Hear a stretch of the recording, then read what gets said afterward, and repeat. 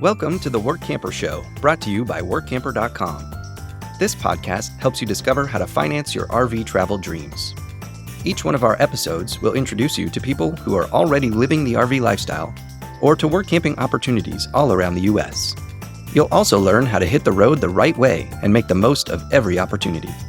Now let's turn over today's show to your host, Greg Gerber.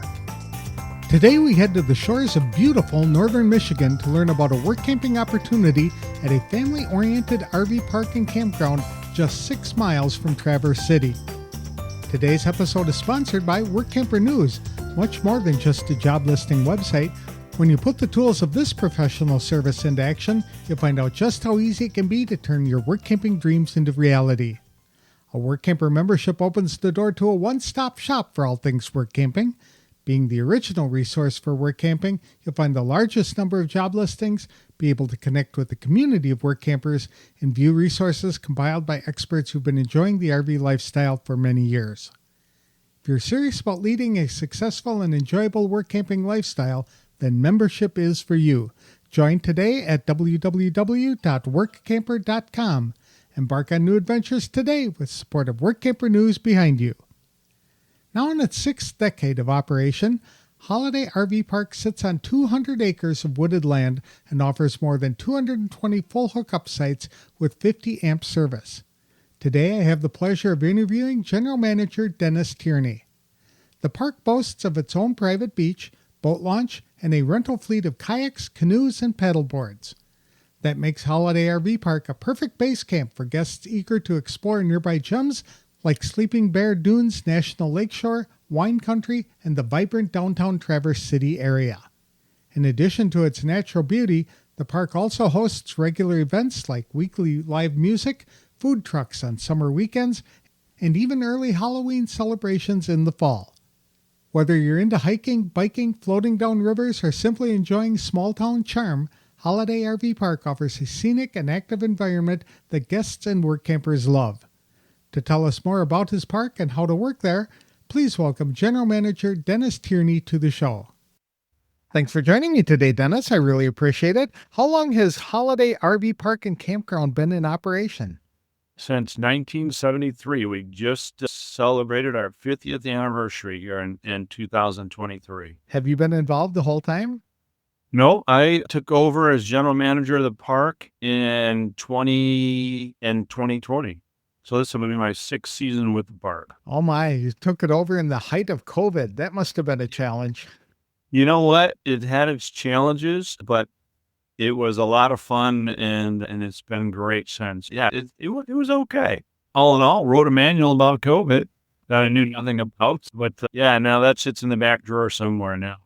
Tell us a little bit about your park and how big it is. Yeah, sure. We're on 200 acres on Silver Lake in Traverse City, Michigan. We're about 6 miles south of downtown. We're a great jump-off point to national parks such as Sleeping Bear Dunes, wine country here in Michigan, Leelanau Peninsula. We have 220-plus sites, all full hookup sites, and 50 amp full hookup service on every site. We have our own beach, and we have our own boat launch and canoe and kayak and paddleboard rentals and such.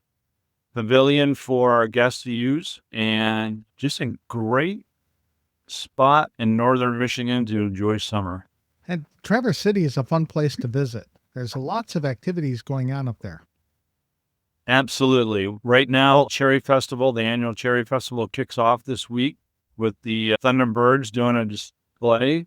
Live music all week long, carnival fair, all sorts of fun things. It's a 10-day event that celebrates harvest of cherries in northern Michigan. There are a few up there, aren't there?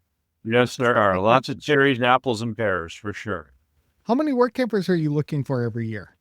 We hire between 6 and 8 couples every year, just depending on how many returners. This year we had about 60% of our work couples come back. So we're pretty happy about that. And I think we provide a pretty good product for them, and they put out a darn good product for us. So we really support them. Would you consider hiring families or solos? We do a little bit of both. Matter of fact, we've had a work camping family that stayed with us unannounced. So we already set up an interview for them for next year.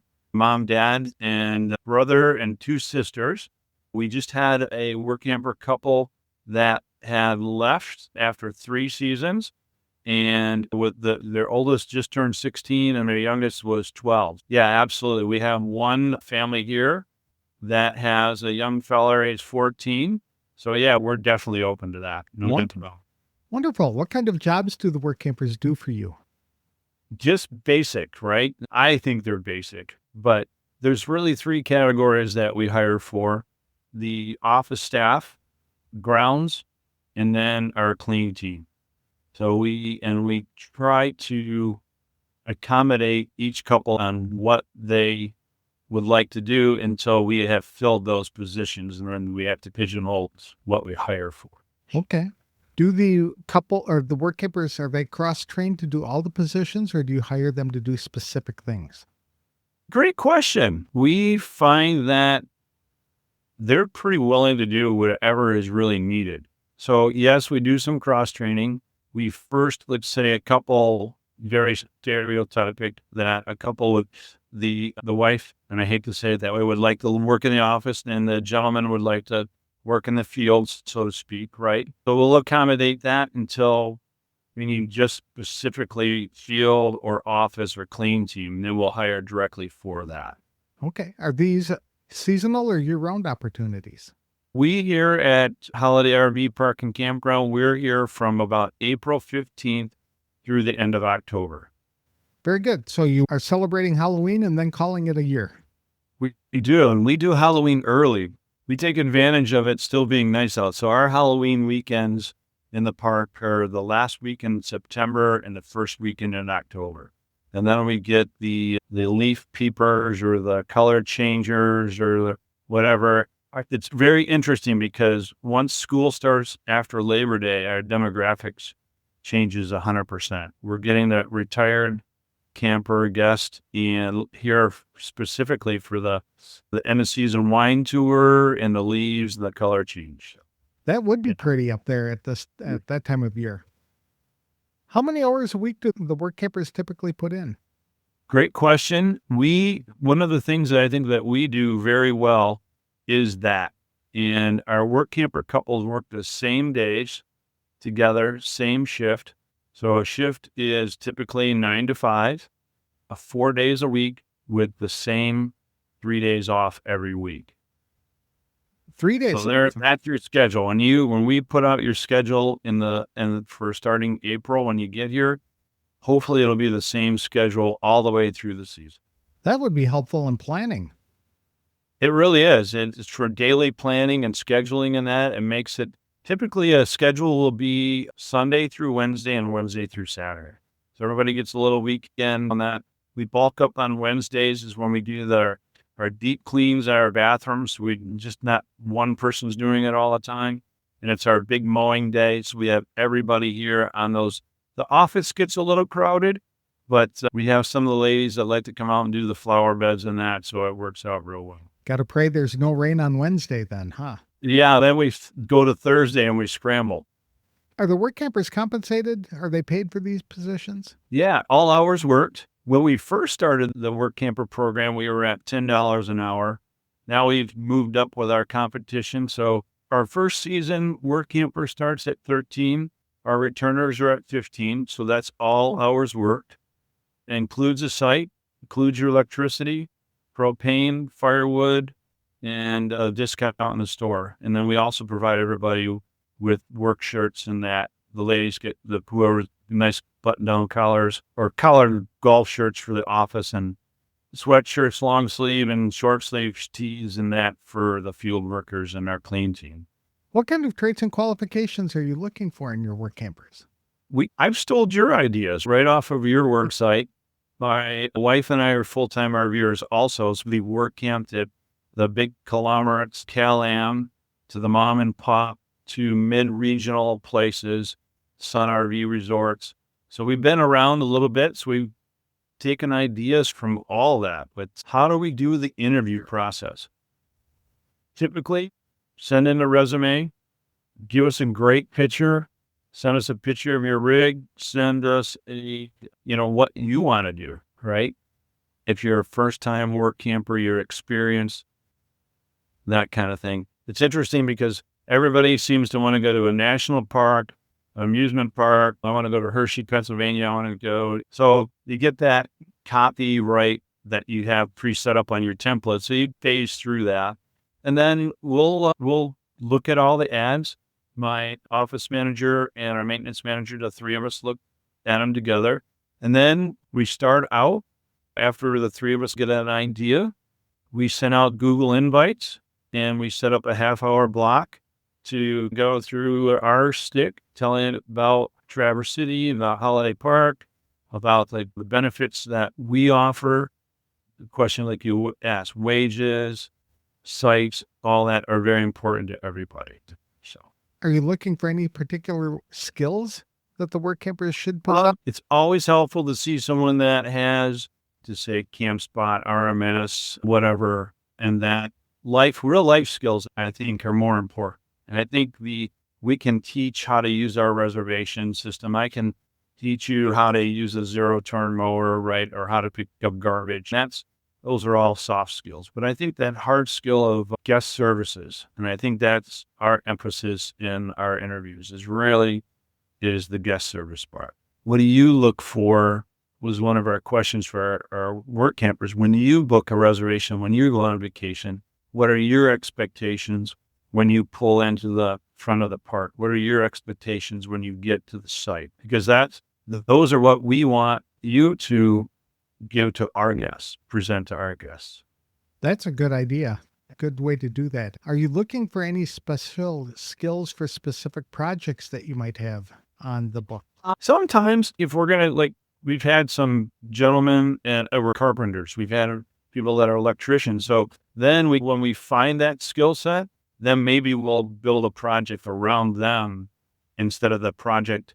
And then hopefully we find somebody. There's always plenty of projects in the campground, and none of them are more important than another, typically, unless the bathroom's not working. Right. Or the laundry room. But we'll find out that skill set once they get here, what they're comfortable with, what they're not, and then go. Right now we have a gentleman that's retired that is from the heating and cooling industry. So it's been great. He's been able to troubleshoot some stuff on that 90-degree day that we have, and he's comfortable changing out a breaker in an electrical box where another work camper may not be. So we'll tailor those skills once we do that. I would fry myself and put the campground in total darkness if I ever tried to do something like that. I always recommend you do that when you're under a sprinkler. Are you fully staffed for 2025? We are probably, let's see, we have 8 couples right now, and 3 of them will be coming back, and we already have 2 interviews set up from people that have showed interest from staying in the park. So we'll start with those 2 and then see how we go, and then we'll backfill either 2 more or 3 more positions in the fall. We'll be actively doing it. I believe I contact workamper.com right around the week before Labor Day, and then we'll get at it strong, try to have everybody secured by October. Okay, for the following year. Yeah, absolutely. So you don't need anybody yet this year?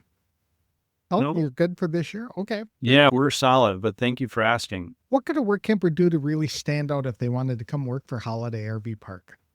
What would they do? I would just say in that interview process, really ask some good questions. Ask those questions that people may be afraid to answer about their park, about the person that's doing the interview. Don't be afraid to ask that hard question within reason, right? But I think clarify, is your wage, do you pay your wage and it goes towards your site, right? Because sometimes I don't think my wife and I experienced this. We got to a place and said, hey, you get this X and you get a site. We didn't clarify. Yes, you do get a site, but your first 8 hours worked go towards your site kind of thing. So clarify those. When you say you get a 20% discount, what does that mean? Is that for just 3 cans of trash in the store, or is it on your ice? So ask those questions, clarify those things. If you're working in the field, you're going to want to have 2 or 3 t-shirts or a pullover or a sweatshirt and not ruin your old clothes. So make sure that's available. Like I mentioned earlier, our work campers get ice, propane, firewood. It's part of it. When you come in, we want to put you on your site, make it like home, cut your grass, make it look better than your next door neighbor, which is another work camper. Take ownership. What do you expect? We went into a park in Arizona. There wasn't a lot to keep track of your site because you pulled in on the gravel and the rest was concrete. Right? But they had different expectations. I would ask that. If we're hiring for the clean team, what does the clean team mean? It means what it says. You're cleaning bathrooms, right? Clarify that, right? Don't be afraid to ask those little bit tougher questions. It's always better to ask up front than to be surprised later. And just rather know going into it what you're expected to do rather than find out later after you made that trip and got in there that, this is going to be a long season. And exactly. We find that in our situation, our clean team, they're looking for things to do because after they've cleaned our facilities, there's a lot of downtime. There's the go back on your 8-hour shift to go back and do a quick in and out and that. And we find them to be very handy. The ladies tend to go migrate to the flower beds. And our one gentleman, we put in a chipping course last year. So it's about a 150-yard chipping course with a green and a sand trap. And he's taken ownership of it. He mows it 3 times a week. He's figured out the automatic sprinkler. And so he's out there hitting them. It's great. It may not be as dreadful as it sounds. What kind of amenities do you have at the park that the work campers might be interested in taking advantage of? Yep. So every month we do an employee appreciation dinner. We do a potluck. But the park, we provide the protein and that. We really encourage them to get out of the park. They have full access to all of our boat rentals and that, the beach. Everything to do in the park is free for them. There's no charge. We try to treat them like family, if you will. When you say boat rentals, are you on a river or on the lake? No, we're on Silver Lake, just south of Traverse City, about a 600-acre inland lake. So it's a nice-sized lake. And so we have rowboats, canoes, kayaks, and paddle boards that they have. As long as our guests aren't renting them, they have full access to them. Are the work campers involved in renting them? Yeah, our clean team actually does that. So they're the ones that go down and sign out the paddle boards and canoes and kayaks. Honestly, kayaks and paddle boards are the big things. And so they do that. They have ample time that they're the ones that check in and check out the rentals. What else is there to do in that area that work campers would find appealing? Every Thursday in the park, we have music. So it's free. You show up down at the beach, big grassy area, bring your lawn chair. And then we have a bunch of food trucks on Saturday in July and August. And that's sometimes where we'll do our employee appreciation meal at the food truck. But you have Sleeping Bear National Dunes, Lakeshore. We have Isle Royal you can go to. The UP, Mackinac, Leland Peninsula, Fishtown, Mission Peninsula. So there's lots of, if you're a bicyclist or a hiker, tons of things to do. If you want to do some fun, slow river floats on a tube or a canoe, we have the Betsy, the Manistee, what other rivers close? There's 4 or 5. The Crystal. So, yeah, lots of great things to do. Hiking, bicycling, very active community. And then downtown Traverse City, if you're a foodie, boy, it's a great place to eat. How far are you from Detroit? Detroit, we are proper 4 hours. Okay. Greenfield Village, the Henry Ford, downtown, Greektown, Mexican Village, Corktown, and Grand Rapids is 2 hours. They have the big art festival every year in Grand Rapids, which is another international event. So really a great place there. And people can sneak up to Sault Ste. Marie, Canada, too, right? That's only a couple Absolutely. Sioux from here, Takes longer to get out to I-75 than it really takes to get up there. So probably about 2.5 hours, 2:40 to get up to the Sioux. But you're right. There's the harvest hosts that are up there that you can stay for a day. They're building a new third block that is soon to open at the Sioux. The Canadian side has a really cool float. If you're into airplanes, it's a float plane museum. It's an easy border to cross. Brumley State Park is beautiful if you're a freighter watcher. Quamanon Falls, Whitefish Point, all that stuff up there. So there's tons. And then you have the National Lake Shore of Pictured Rocks. So That's right. And about 4 hours Pictured Rocks. You can also hop on a ferry and go to Wisconsin too, right? 2 of them, one out of Manistee and one out of Ludington. Yeah, the Badger and the Lake Express. Yeah, lots of fun. Takes you basically into Green Bay. Yeah, right across. The great spot to go would be Sturgeon Bay if you're going to do a couple-day trip, right? Yeah, Door County. Yeah, a lot of fun in Sturgeon Bay. What's one thing you wish all work campers knew before they came to work for you? That's a really good question. For me, that unfortunately, you need to bring your winter coat and naples. We came back 2 seasons ago, and so right around the 15th is when everybody starts piling in. And we got here on the 14th, and it was beautiful, 70-degree day. Woke up on the 15th to 2 inches of snow, and on the 16th, it was 70. So dress appropriately. It's going to be cold in April in northern Michigan. I'm a native of Wisconsin, and we had snow in mid-May a couple of times. So it's like crazy, wacky weather. Yeah, no doubt about it. So be prepared for the same thing. It won't snow in October, most likely, but you're going to get some chilly nights. Where can people get more information about this opportunity or about the park itself? Yeah, sure. It's at holidayparktc.com. That'll take you to our website, and you'll be able to. We just updated it with Henley Graphics out of Ohio, and they're part of the Marvac and family and all that fun stuff. And they did a nice job. So they got us a good tune-up, but it gives us a pretty good, realistic view of Holiday Park. It has some of the amenities on there, local things to do and such. So start out there.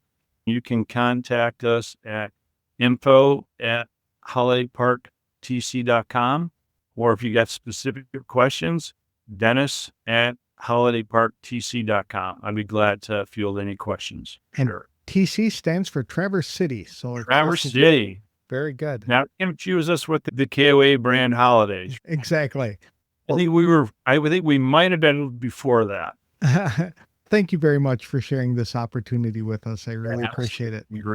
And I hope other people take advantage of it. It's a beautiful area to spend a summer. That's for sure. Absolutely. Thank you for your time. All right. Thank you. It's a pleasure. And if you need any more stuff, shoot me an email. I'll be glad to follow up.